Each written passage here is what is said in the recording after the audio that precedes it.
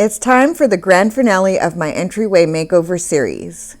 Today I'm tackling the final touch, a hand-painted rug inspired by a blend of tan and black checkered designs and southwestern Aztec patterns that give me serious barn quilt vibes.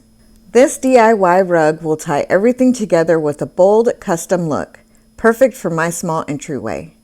Let's get started. For this project, I'll be using a 30 by 46 accent rug, stencils, various colors of paint, fabric softener, and Scotchgard rug and carpet protector. The first thing I did was I made a couple of stencils here out of the stencil blanks by the brand Holly Hobby that's sold at Walmart.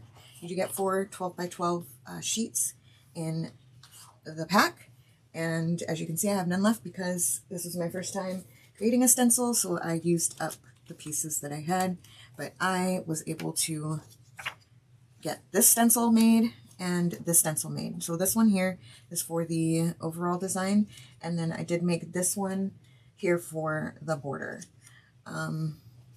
So essentially what I want to do, and I wasn't sure if I wanted to start from the middle or not.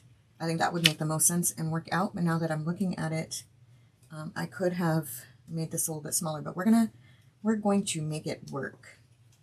So I am going to go ahead and start with this middle stencil here, and what I've done already is I've marked the center of the rug both lengthwise and widthwise so that I could start here. I just used some chalk to do that, and I've already mixed up my paint. This is Waverly chalk paint in ivory, and I did use the fabric softener here. You don't have to use a specific kind, it's just I'm a little bit sensitive to smells, so I got the unscented kind here, which I didn't know that was a thing because I haven't used fabric softener in years. So when I found that, I was like, oh, great. So I'm going to go ahead and remix this paint. When you mix it with the chalk paint, you'll start stirring and you'll kind of see that it gets like a mealy kind of texture. You just want to keep mixing. It does thicken up, but it seems to have kind of relaxed a little bit. It was a little bit more fluffy earlier.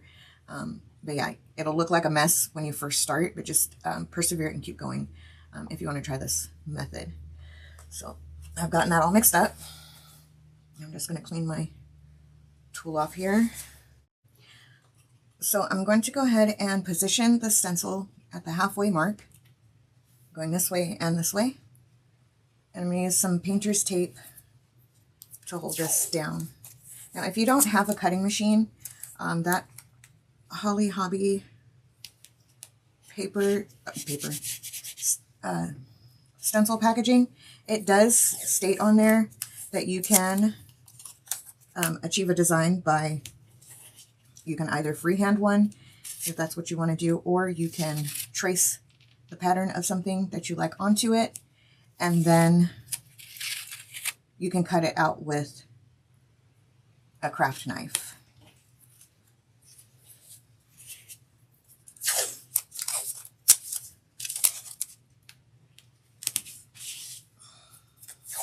Another option is you can use spray adhesive on the back of the stencil to make it a little bit sticky. I don't have any removable, repositionable spray adhesive, so I'm going to just use what I have. Okay, so I'm just going to use little pieces of the packaging here that I've torn up, and I'm going to take some of this paint that I've mixed up, and I'm just going to blot off the brush a little bit on here.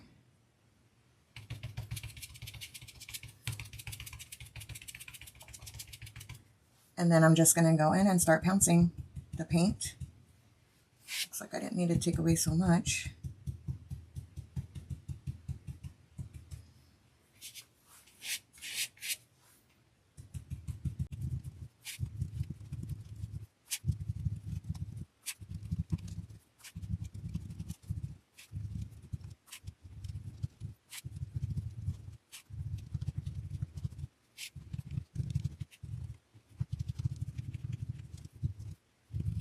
So I think I've gotten that,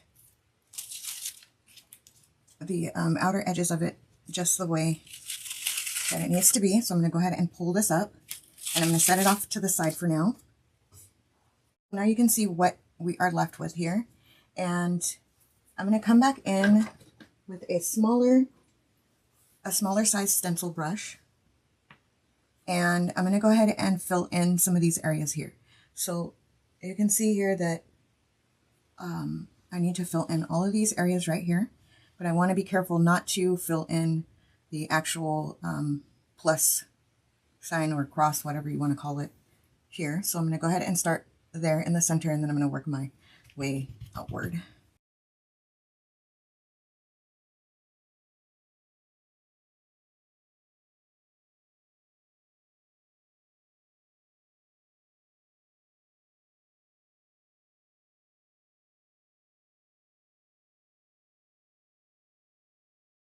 I've gotten this one all filled in here so far as what I want to do. And now I'm just going to take the stencil in and line it up right along the edge. So I'm just overlapping this center piece here. I'm going to go ahead and stick that down. And I just want to make sure that I'm still following the center line while I'm doing all of this.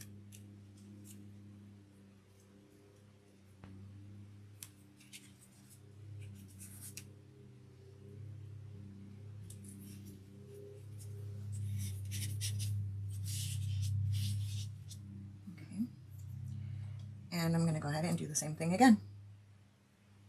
I'm just going to dip into my paint here and get some of that off and start again. So I've gotten this one all filled in now, and I am to the edge, so I'm going to go ahead and add the border, and I am only going to be doing the sides. I don't think that I'm going to be doing the top or the bottom as far as the stencil goes. So I'm going to go ahead and fill this in now. And while I'm doing that, I didn't mention how I prepared the actual rug to begin with. I did go ahead and put this through the washer because when they send it to you, it comes folded up. So it does have a crease along the lengthwise, which you could probably kind of see it when I first had it out before the paint. And then, so it was creased lengthwise and widthwise. So I ran it through the washer on cool, and I just did a quick wash with it to see if I could get that crease out. And then I also put it in the dryer. Now you're not supposed to dry it, so I did do it on the air cycle. It was just plain air. There was no heat to it. So I did do that to kind of speed up the drying process. And then once it was almost completely dry, I came in and sprayed it with this Downy wrinkle releaser and hit it with the steam mop. And then I just let it finish drying. I didn't get the creases completely out, but they are less prominent than what they were. So if any of you have any tips and tricks, if you've dealt with this kind of thing before, share with us in the comments how you were able to remove any creases in a rug.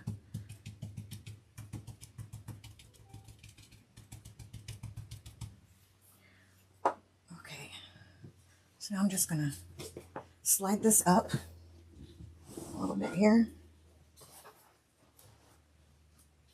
and I'm gonna remove this stencil, and I'm just gonna line it up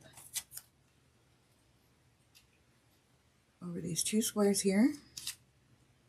And I'm also using the edge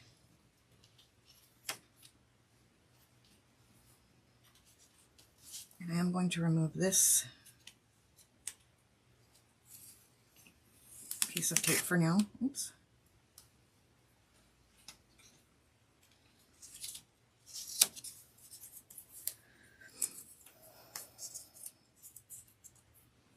Okay, I'm just going to make sure that that's lined up.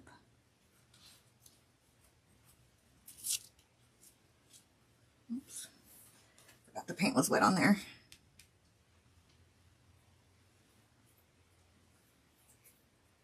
I think that's good. And I'm just going to go ahead and do another one. And I'm just going to continue going until I get, I reach the bottom edge where it's bound off at.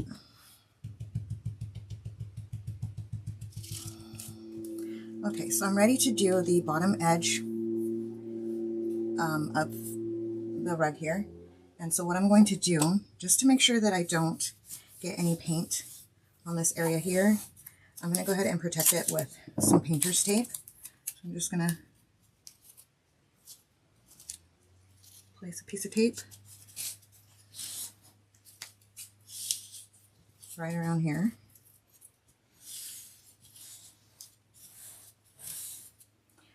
And now I'm just going to line this up again using the edge over here and these two squares.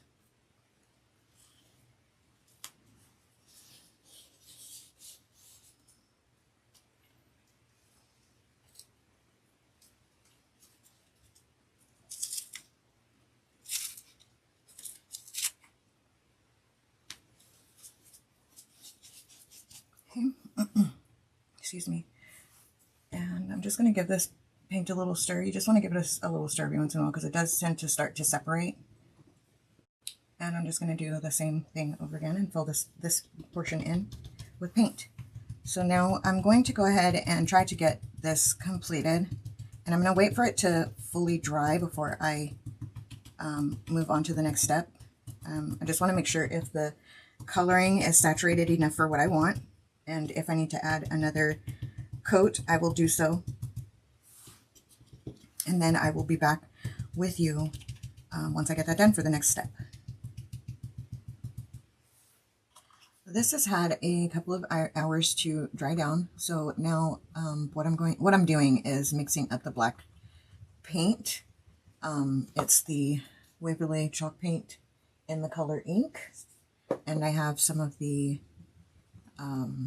fabric softener in here. And so this is what I was talking about earlier when I said it looks a little bit crazy whenever you start mixing it. You can see it there.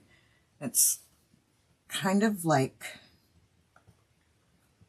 I don't know, like cottage cheese or something. I don't know. But you just want to keep going until it starts to, or until it does incorporate together. Excuse me. So you may have noticed that the rug does look a little bit different than when I left. My intention originally was just to go down the middle of the rug only. And the more and more I looked at it as I was doing the finishing up the sides, I decided I wanted to go ahead and extend this central pattern to the edges. So now to break up the color, I'm going to go ahead and add some ink to it. And you can see here how that has changed consistency. It's very thick, like it's been whipped. But this is what it's going to look like when it incorporates with it, incorporates together. And then after a while, you'll see it start separating again. So you do need to mix it. I don't know if it's just something that's unique to the downy that I'm using, or if that's just the way it is across the board, but it's just something to make note of whenever you're stirring it in. Initially, it looks like maybe it's not supposed to. Just keep going.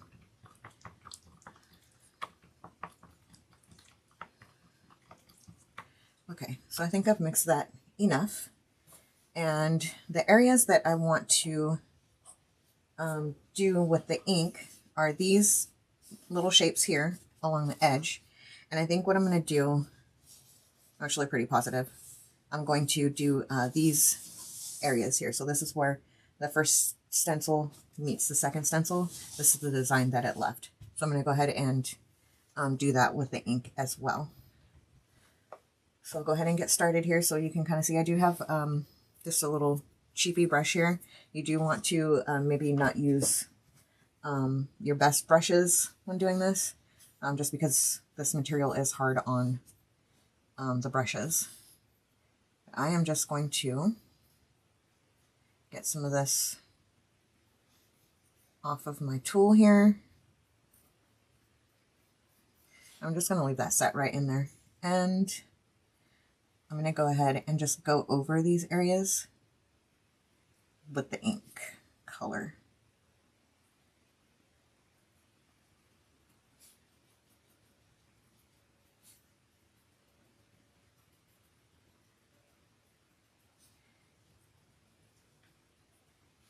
And as you can see, I am just kind of dabbing it over the paint that's here. And I'm going to kind of drag it through so it kind of goes down into the fibers.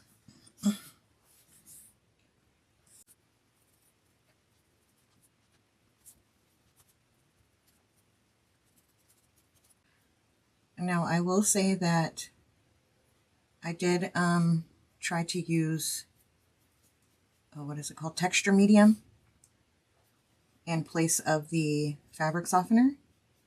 And I found that this method here with the Downy, and I don't know if that's the brand I was using. It was Liquitex and it had really high ratings, but the sample that I did was really, really crispy. And I don't know if I mixed it wrong. It's the same 1-to-1 ratio, but I did not get the same results as I have here. Now, it does have a little crisp to it. I don't think that that's avoidable, but it's less crispy than using the fabric medium that I used.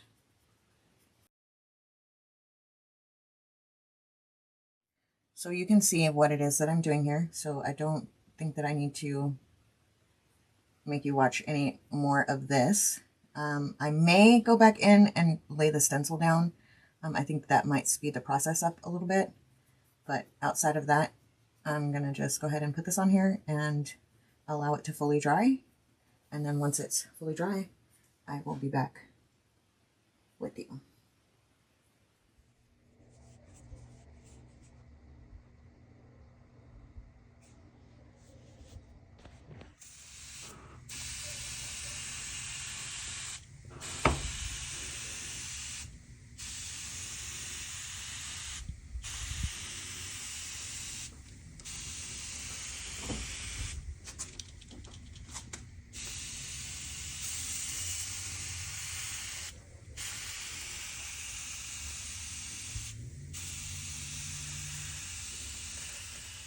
And that wraps up my Entryway Makeover series. To recap, in part 1, I created DIY barn quilts and a sleek wall-mounted coat rack to maximize my small entryway. In part 2, I built a West Elm plant stand that added functionality and style. Now with this painted rug complete, the entire space feels transformed. Be sure to watch the full series playlist if you missed any parts. Thank you so much for joining me on this makeover journey, and I'll see you next time.